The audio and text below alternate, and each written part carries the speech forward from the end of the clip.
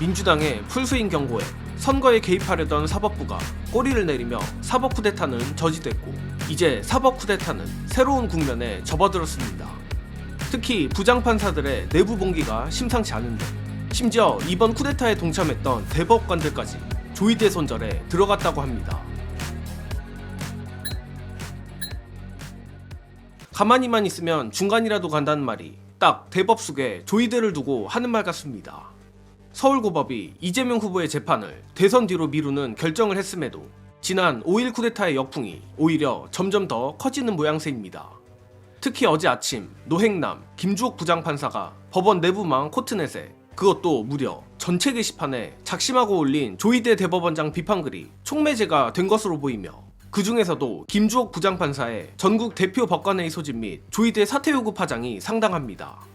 이에 그야말로 뚝이 터지며 그동안 눈치나 살피던 다른 판사들 또 법원 내부의 직원들까지 덩달아 조이대 사퇴 요구에 동참하고 있는데 민심의 강한 역풍과 법원 내부의 봉기가 대법원 산하 고법 및 지법뿐 아니라 대법원에 심지어는 이번 조이대 쿠데타에 동참했던 다른 대법관들한테까지 강한 영향을 주고 있는 것 같습니다. 짧게 말씀드리면 대법관 5명 정도가 조이대의 사법 쿠데타에 동참한 것을 후회하고 있으며 일단 말로는 자신들은 조이대가 이렇게까지 할 줄 몰랐다는 변명을 하고 있다는 겁니다.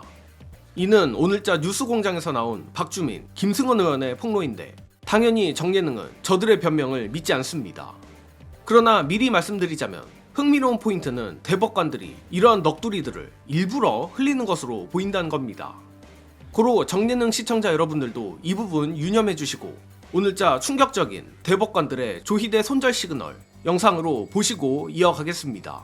거기에 동조한 대법관 중에서도 지금 탈출 러시가 좀 이루어지고 있다. 어떤 식의 탈출? 나는 일단은 사법부에 부담이 되니 일단 선고를 빨리 하자. 그렇지만 고등으로 내려보내고 대법원까지 오려면 시간이 그렇게 안 된다. 그러니까 쉽게 말해서 2번 재판은 안 할 거다라고 해서 그냥 거기에 그냥 따라갔는데 고등에서 막 집행관 송달하고 막 날짜 잡고 그러니까 놀래갖고 아는 지인들한테 6월 3일까지는 확정이 안 된다 그래서 자기가 그냥 동의를 했는데 그런 실토를 하기 시작했어요? 예. 그 사람들도 속은 거네? 대법관들도 그런 얘기를 갖다가 지인들이라든가 자기 친한 기자들한테 얘기를 하고 대법관 10명 중에 한 5명 정도가 사실 끌려갔다 그러더라고요. 끌려갔는데 지금 와서는 많이 후회하고 있다 그러더라고요. 근데 이미 늦었지. 네, 이미 늦었죠. 이미 늦었는데 적어도 자기는 파기환송까지만 했지 대선 기간에 진짜로 없애버리려고 후보를 없애버리려고 하는 줄은 몰랐다 이거 아니에요? 네. 몰랐다고 그렇습니다. 하는데 진짜 몰랐는지 모르겠고 사실 사후적으로 지금 상황을 보고 말씀하신 대로 탈출하려고 그러는 걸 수도 있고요. 네. 그럴 수도 있죠. 이런 상황을 5월 14일 청문회에서 다 밝혀내야 됩니다.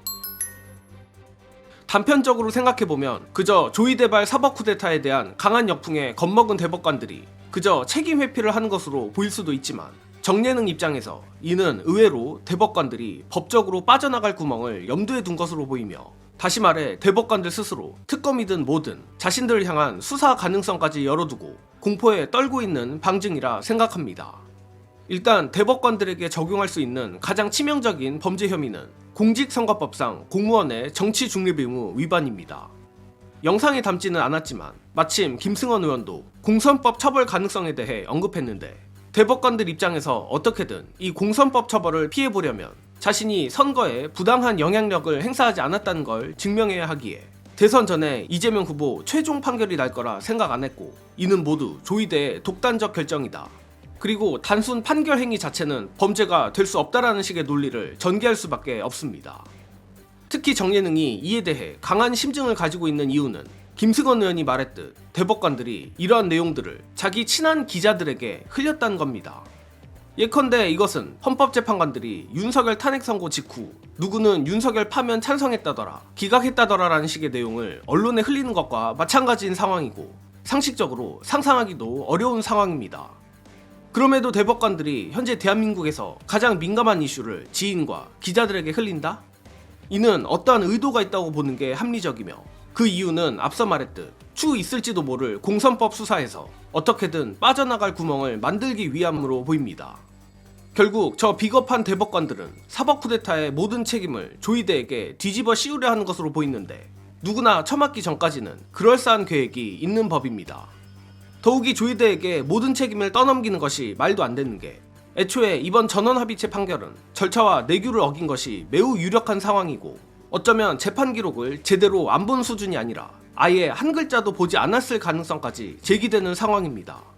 조이대가 이를 유린해가면서까지 광속 전원합의체 판결을 내려고 하는데 9명의 내란 대법관들은 그 누구도 이를 제지하기는커녕 동참했으며 심지어 서경환, 신숙희, 박영재, 이수견, 마영주는 조이대의 졸속 재판을 옹호하는 소수 의견까지 달았습니다.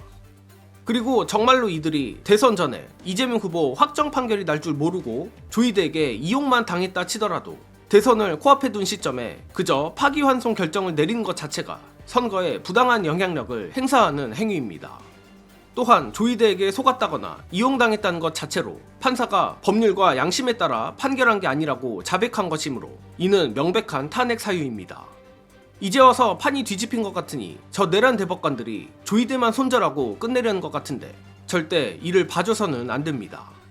안 그래도 조만간 국회에서 조이대 청문회 및 조이대 특검이 본격 시동되고 논의될 것으로 보입니다만 이를 단순히 조이대 청문회, 조이대 특검이 아니라 대법관 청문회, 대법관 특검으로 확장하는 게 어떨까 정예능은 생각합니다. 따라서 민주당이 또 이재명 정권이 이번 사상 초유의 사법 쿠데타를 조이대 손절, 조이대 독박으로 어설프게 넘기지 말길 바라며 이번 소식은 여기서 마치겠습니다. 시청해주신 여러분 감사합니다.